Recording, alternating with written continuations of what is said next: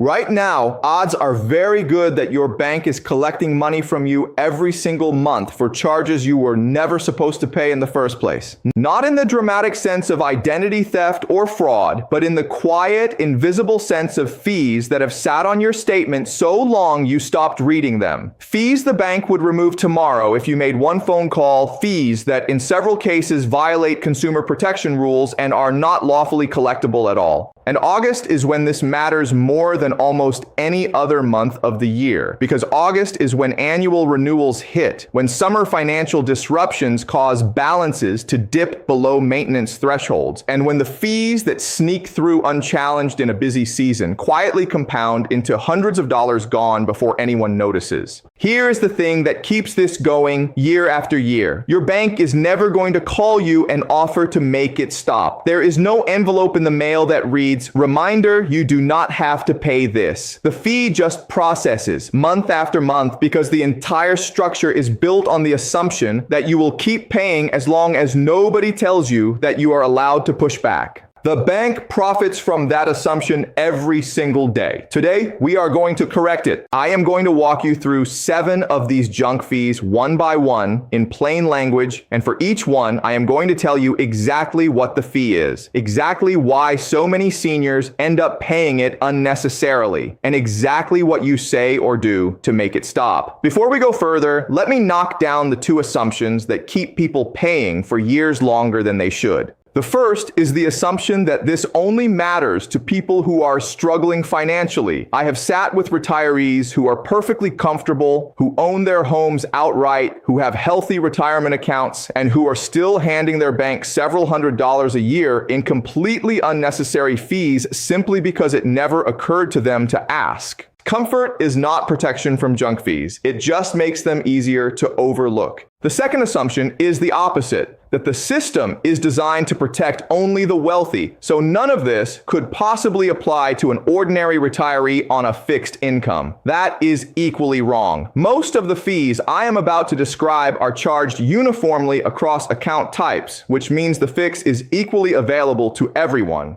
For each of the 7, I will tell you exactly who benefits most, so nobody watching reaches the end of this and concludes that one was not for them. One more thing before we begin. Everything on this list is something you can address yourself for free with a phone call or a short conversation at your branch. You do not need to hire anyone, pay any service, or hand over a percentage of what you recover. Anyone who contacts you offering to fix these things for a fee is simply planning to make the same free phone calls I am about to describe, while keeping part of the money that was already yours.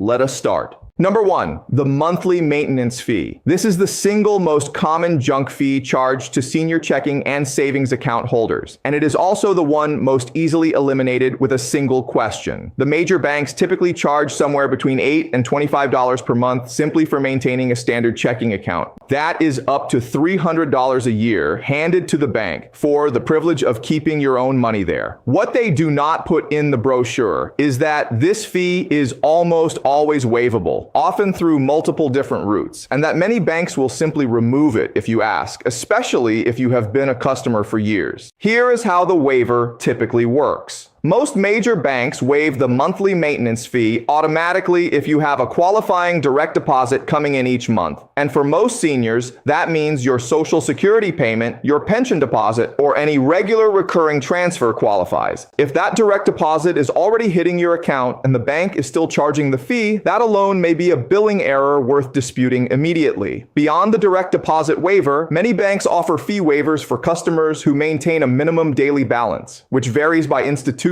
but is often in the range of $1,500 to $1,500. And increasingly, banks offer what they call senior checking accounts, or accounts specifically for customers over 62 or 65, which carry reduced or eliminated monthly fees as a standard feature, not a special promotion. The catch is that these accounts often require you to ask for them specifically. The bank is unlikely to proactively move you to a better account structure without a request from you. August specifically is worth watching here because summer travel, home maintenance expenses, and one-time seasonal costs can cause account balances to dip below the minimum threshold that was keeping your fee waived. If you have been maintaining a balance-based waiver and your balance dropped below the threshold even for a single day in August, some banks will charge the full monthly fee for that statement period. Reviewing your August statement line by line before it closes is one of the easiest ways to catch and dispute this before it compounds. Who benefits most from fixing this? Essentially, every senior with a standard checking account at a major bank, and particularly anyone whose direct deposit should already be triggering an automatic waiver, but somehow is not. The step is simple. Call the number on the back of your debit card or walk into your nearest branch and ask 2 questions directly. First, am I currently being charged a monthly maintenance fee? Second, what does it take to have that fee waived permanently on my account? In most cases, the answer comes back within minutes, and the fee is gone, starting the following statement cycle. If the bank tells you there is no way to waive it on your current account type, ask to be moved to their senior account or fee-free checking option. If they say they have no such option, that tells you something important about whether your money belongs somewhere else. Number 2, the overdraft fee. This is one of the most aggressively criticized fees in American banking. It has drawn years of regulatory scrutiny, and it remains one of the most reliably avoidable fees on a senior's bank statement once you understand how the opt-in structure works. Overdraft fees have historically run around $35 per transaction, charged when a debit card purchase, a check, or an automatic payment is processed against an account without sufficient funds. For some account holders, the bank then processes additional transactions against the overdrawn balance and charges a separate fee for each one. So a single afternoon of small purchases can generate $80 or $100 in fees from an account that was short by $20 to begin with. Here is what most seniors were never clearly told. Federal rules require banks to obtain your explicit opt-in consent before enrolling you in overdraft coverage for debit card and ATM transactions. If you never knowingly agreed to overdraft coverage, you should not be getting charged overdraft fees on those transaction types. The way overdraft coverage works when you are opted in is that the bank processes the transaction anyway and charges you the fee. The way it works when you are not opted in is that the transaction is simply declined at the point of sale, which is inconvenient but free. For many seniors on fixed incomes who rarely carry large balances, the declined transaction is far less costly than the $35 fee. Beyond opting out entirely, many banks offer overdraft protection, linking your checking account to a savings account or a line of credit, so that if your checking balance runs short, the bank transfers the difference automatically, often for a flat fee of $10 or less, or sometimes for nothing at all. This is a fundamentally different arrangement from overdraft coverage, and it is dramatically cheaper. August is a month when automatic payments, quarterly insurance premiums, property tax installments, and subscription renewals can hit simultaneously in a way that surprises account holders and produces overdraft situations that would never happen in a typical month. Reviewing your automatic payment schedule before August begins and ensuring your balance has adequate buffer is worth doing every year. Who benefits most? Any senior who has been hit with overdraft fees more than once in the past 12 months, and anyone who was never clearly told they had a choice about whether to opt into overdraft coverage. The step is to call your bank, ask whether you are currently opted into overdraft coverage for debit and ATM transactions, and ask what your options are. If you want the protection, ask whether a linked account transfer arrangement is available at a lower fee. If you would rather not pay at all and are comfortable with occasional declines, ask to be opted out. And if you have been charged overdraft fees in the past 90 days that you believe resulted from automatic enrollment you never agreed to, ask the bank to review those charges for refund. Number 3, the paper statement fee. This one is so small per month that most people never bother to challenge it, which is exactly why it is so profitable for the bank to keep charging it.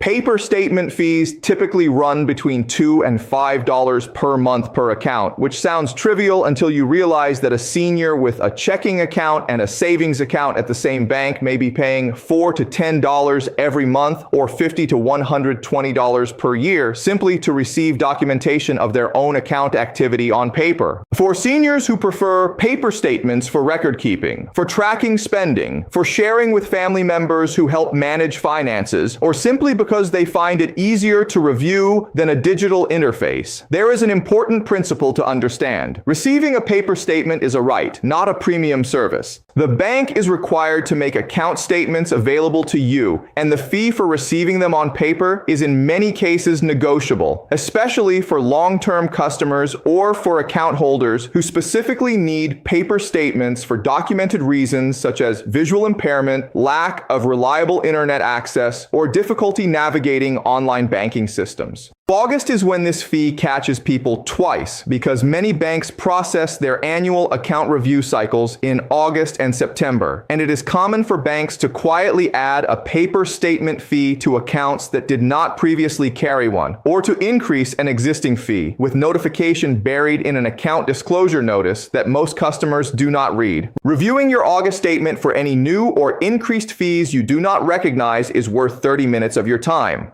Who benefits most from addressing this? Any senior currently paying a paper statement fee who either wants to eliminate it by switching to electronic statements or who wants to challenge the fee because they have a legitimate need for paper documentation that the bank should be accommodating without charge. The step is to call your bank and ask specifically whether a paper statement fee is currently being assessed on any of your accounts. If yes, ask whether it can be waived and on what basis. If you have legitimate difficulty accessing electronic statements, say so directly.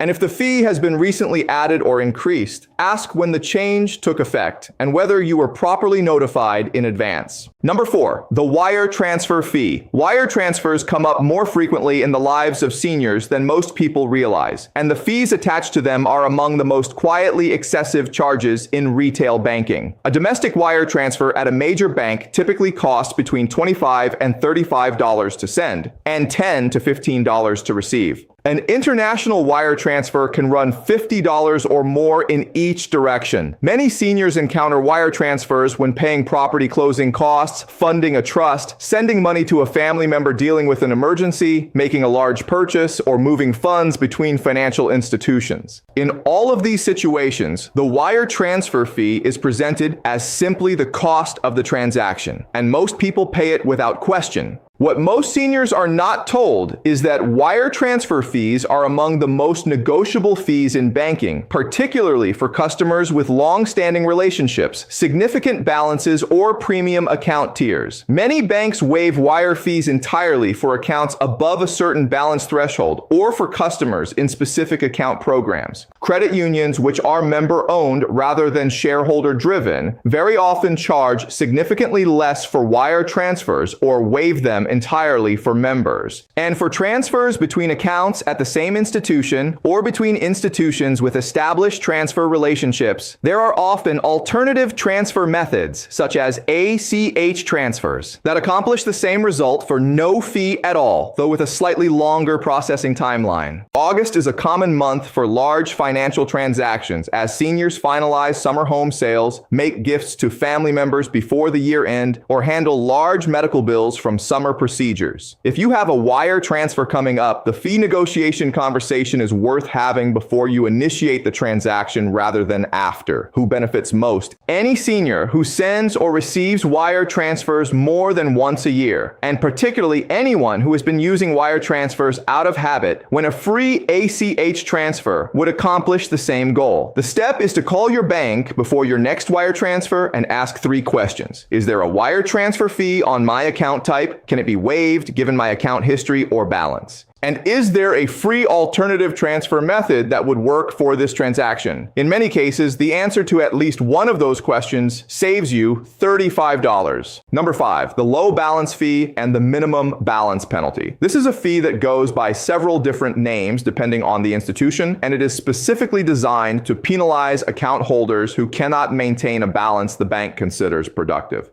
The mechanics are simple. The bank sets a minimum daily or monthly average balance requirement. If your balance falls below that threshold for even a single day within the statement period, a fee is charged, sometimes on top of the monthly maintenance fee rather than instead of it. At many institutions, the minimum balance requirement for the basic checking account is $1,500 or more. For a senior on a fixed income managing a carefully budgeted monthly cash flow, dropping below that threshold in a month with an unusual expense is not financial irresponsibility. It is ordinary life. And the fee for it can erase a meaningful portion of what little buffer was there to begin with. The important thing to understand about minimum balance requirements is that they are an account feature, not a law of nature. Different account types at the same bank carry different minimum balance requirements, and some carry no minimum at all. Senior-specific account tiers at many banks either have lower minimums or no minimums as a standard feature. The conversation to have is not about why your balance dropped, but about whether you are in the right account type for your actual financial pattern. August is a particularly vulnerable month for minimum balance fees because summer spending on travel, family visits, home air conditioning costs, and seasonal medical expenses can push balances lower than they run during other months, triggering fees that would never appear on a typical November or February statement. If you are on the edge of a minimum balance requirement heading into August, that is a conversation to have with your bank now rather than after the fee has processed. There is another angle here that is worth naming directly. Many seniors find themselves in this situation not because they are poor managers of money, but because they were placed in a standard checking account decades ago when the fee structure was different, and have simply never been informed that account options more appropriate to their current financial pattern exist.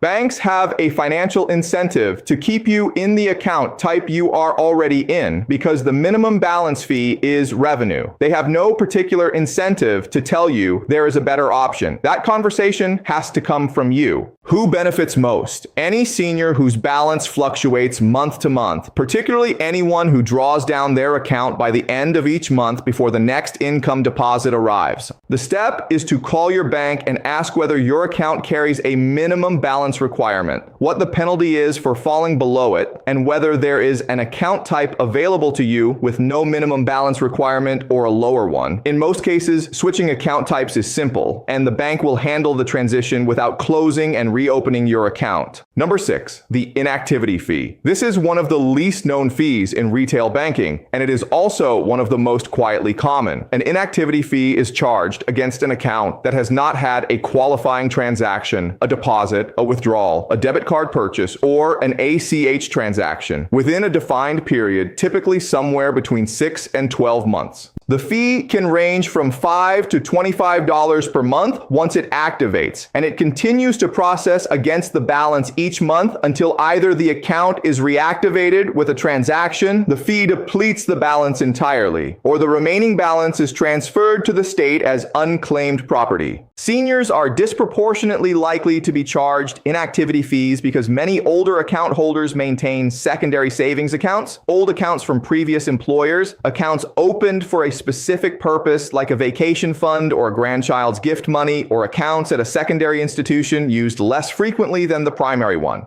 If that secondary account sits untouched for several months while the primary account handles daily financial activity, the inactivity fee can quietly deplete a balance that the account holder had no idea was at risk. August is a month when many people return from summer travel or extended time away from home and realize that accounts they expected to find intact have been quietly reduced, or in the most extreme cases, nearly emptied by months of inactivity fees compounding against the balance. If you have any account you have not transacted on recently, checking that balance before the fee processes another month is one of the simplest protective steps available. Who benefits most? Any senior who maintains more than one bank account, particularly anyone with accounts at multiple institutions or accounts opened for specific purposes that are no longer in active use. The step is to list every bank account you currently hold, whether it sees regular activity or not, and contact the institution about any account that has not had a transaction in the past 6 months. Ask directly whether an inactivity fee has been assessed. If it has, ask to have it reversed, and ask what the minimum transaction frequency is to keep the account from being assessed again. In many cases, a single small deposit once every few months is sufficient to prevent the fee from triggering entirely. Number 7, the estate and account closure fee. This is the one that most seniors never encounter personally, but that quietly costs their families thousands of dollars after they are gone. And understanding it now is one of the most practical financial preparations a senior can make. When an account holder passes away, their bank accounts become part of their estate and must be accessed by whoever has legal authority to manage that estate. Depending on how the accounts are titled, who is named as beneficiary, and whether the deceased had a living trust, the process of transferring or closing those accounts can be relatively simple or extraordinarily complicated.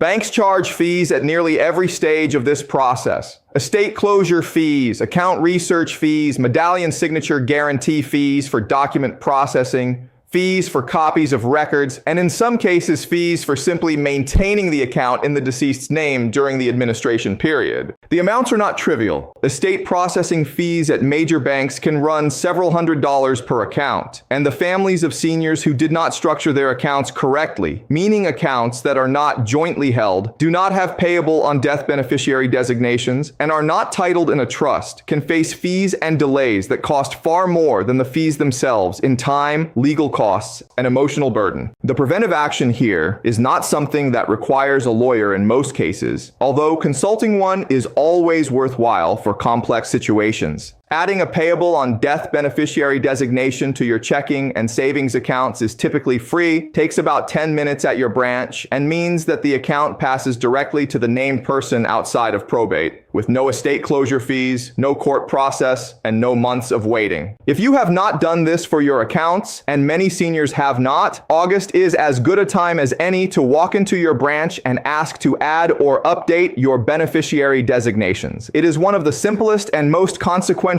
financial administrative acts available to you. Who benefits most? Every senior who has bank accounts without payable on death beneficiaries, and particularly anyone whose accounts represent a meaningful portion of what their family will inherit. The step is to contact your bank and ask to review the payable on death beneficiary designations on all of your accounts. If they are not set, set them. If they are set but reflect an outdated situation, such as a beneficiary who has predeceased you or a relationship that has changed, update them. This is free, it is available at any branch, and it prevents the estate closure fees from ever becoming a problem for your family. Let me put a face on all of this, because I think numbers become real when they attach to a person. I think of a woman I will call Margaret, 74 years old, retired, careful with her money, someone who reviewed her statements each month but had long since stopped questioning the charges that had been there for years. When we sat down and went through her accounts line by line, here is what we found. Her checking account was being charged a monthly maintenance fee of $15 despite her Social Security direct deposit qualifying for an automatic waiver. Her savings account was being charged a paper statement fee of $3 per month that had been quietly added during a fee restructuring notice she had not read. She had paid an overdraft fee twice in the past year on transactions where she had never knowingly opted into overdraft coverage. She maintained a secondary savings account she had opened 15 years ago that had been depleted by 18 months of inactivity fees she had not known were processing, and her accounts had no payable on death beneficiary designations, meaning her daughter would face estate processing fees and delays that could have been entirely avoided. None of it was dramatic, none of it was a scam. It was money quietly leaving her life because nobody had ever walked her through her statements and told her which charges she was allowed to question. 4 phone calls and 2 branch visits later, the monthly drain had stopped, the inactivity fees had been partially refunded, and her accounts were structured correctly for the first time in years. The total she had been losing unnecessarily was close to $400 annually.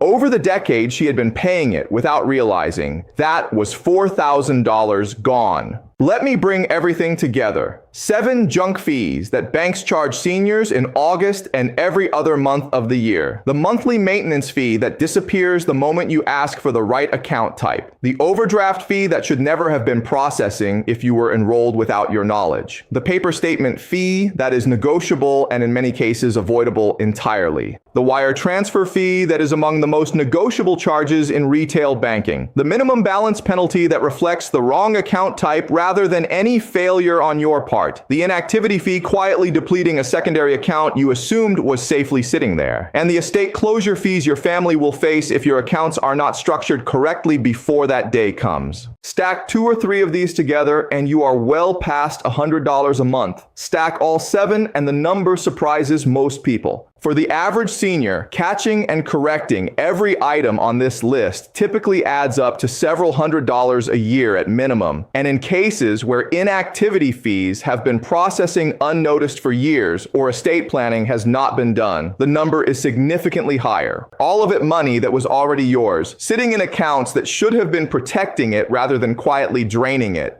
Think about what the compounding really means over time. A fee you stop paying this month is a fee you stop paying every month for the rest of your life. A monthly maintenance fee waived at 65, assuming 20 years of retirement ahead, adds up to thousands of dollars that stays in your account rather than disappearing into bank revenue. The reason these fees persist is not because seniors cannot fight them. It is because the system is designed around the assumption that most people will not.